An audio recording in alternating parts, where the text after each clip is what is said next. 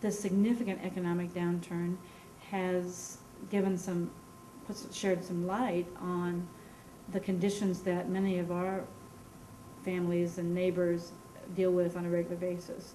Low-wage jobs, housing that is inadequate, that is out of range, transportation issues and how to get to and from jobs, all those kinds of things that people struggle with in the neighborhood always. Now, other people maybe are beginning to experience that, so all of a sudden it's news or it's something different. But the reality is much of what we are struggling with on a larger scale has been present with us for a long time. I'm Carmen Lampy-Zeitler. I'm the Executive Director of Children and Family Urban Ministries, a nonprofit organization that is located north of downtown Des Moines, right across the street from Moulton Extended Learning Center. So a lot of our programs are related to the school. Some key programs are the Breakfast Club, which has been going on for over 40 years, and it gives us an opportunity to offer to children and families a safe and nurturing place for the kids to be in the morning before they go to school. We open at 6 o'clock in the morning, and so parents who need to be at work before the school opens can bring their children to the Breakfast Club and at no cost, and they can receive a good breakfast. They play games and read books and jump rope and walk on stilts, all kinds of just fun things, and some instructional things too, to kind of help them transition into the school day.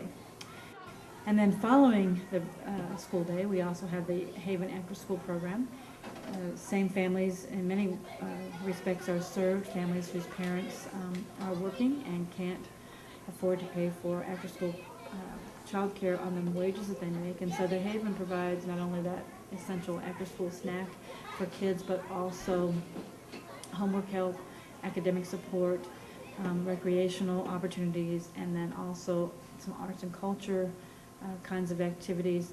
So again, just trying to in some way connect what they've learned in the day outside the classroom, trying to also create community among a group of young people, kindergarten through the 8th grade, and create what Haven means is a safe place and a nurturing place for kids. Those children often go into the Supper Club evening meal, which is a community meal that we serve 6 nights a week. We average about 120 guests Monday through Friday, including the children from the after-school program, and about 40 on a Saturday evening. Those meals are graciously and wonderfully brought in by local congregations, service groups, groups of friends, and it really is a time of hospitality and, again, community. It's more of a community meal, not just a soup kitchen kind of atmosphere, but a place where people come to care for one another and look out for one another. So what are you ladies doing here? We're getting dinner ready. Holy Trinity, Social Justice Committee. Okay. How often do you do this? Holy Trinity does it every other month. We also, in terms of children, do all-day programming when Moulton School has their breaks. Moulton's an unusual school in that it is a K-8 school, and it's also a school with an extended calendar. And so students start back to school mid-July and then are in school till early part of June. That calendar results in weeks in the fall and the spring that they are out of school, where most of the other Des Moines public schools are not. And so families struggle with those weeks of all-day school dismissal. And so we provide all-day programming for 3 weeks in the fall, 2 weeks in the spring, and 5 weeks in the summer. And again, the heart of those programs is academic support. Whenever children and students are out of school, they lose what they've learned in school. And so our programs help to continue to enrich and encourage that learning. And then also try, again, to get kids out into the community. Lots of field trips, lots of visits from community members, sharing their stories, giving their expertise, teaching something that they might know. So we have a back-to-school health fair. When the Moulton students go back to school, we have a big party related to their open house going back to school, provide physicals and vision screenings, dental screenings, those kinds of health-related things for students getting ready to go back to school.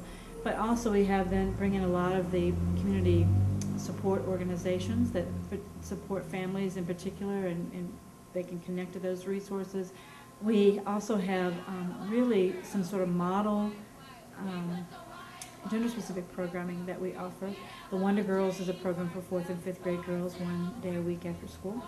And the Wild Girls is a program for middle school girls. The Backyard Boys, a program for middle school boys. And not only do those programs meet once a week, they also do some programming during school breaks, during the summer, that enhance the learning skills, the reading skills, the academic skills of students. Not only that, but connecting those students to the larger community and helping them see what their potential is in terms of being able to achieve their dreams for themselves and for their community and for their world.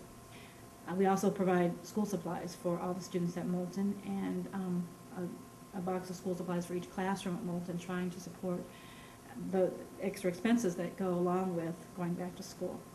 And then we have at holiday times, Easter, Thanksgiving, Christmas, we have special dinners and parties.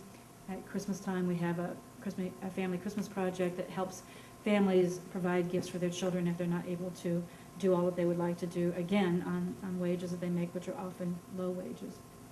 Much of what CFUM does is related to families who are working, but among the growing number of people who are working but still live at or below poverty level.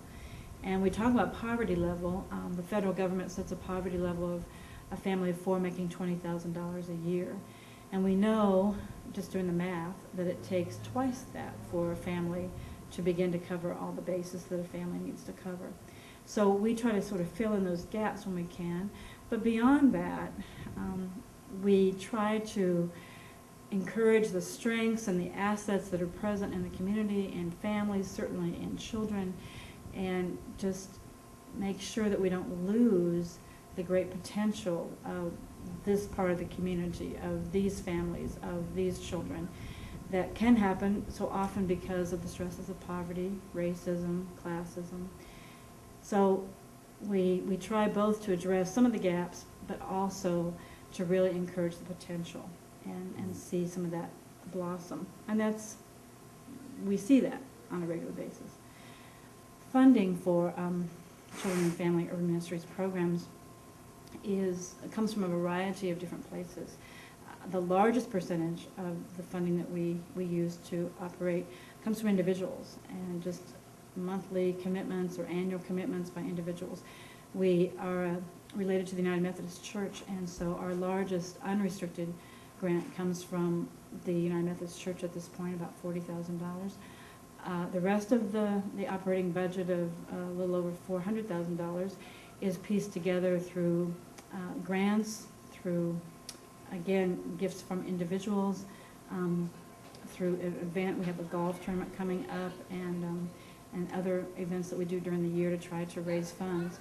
Another key piece of the resources that come around keeping Children and Family Urban Ministries going are gifts in kind, breakfast food for the Breakfast Club, incentive gifts for the after-school program, for their academic involvement, all kinds of games and books that we utilize, and some books we give out to children during the year.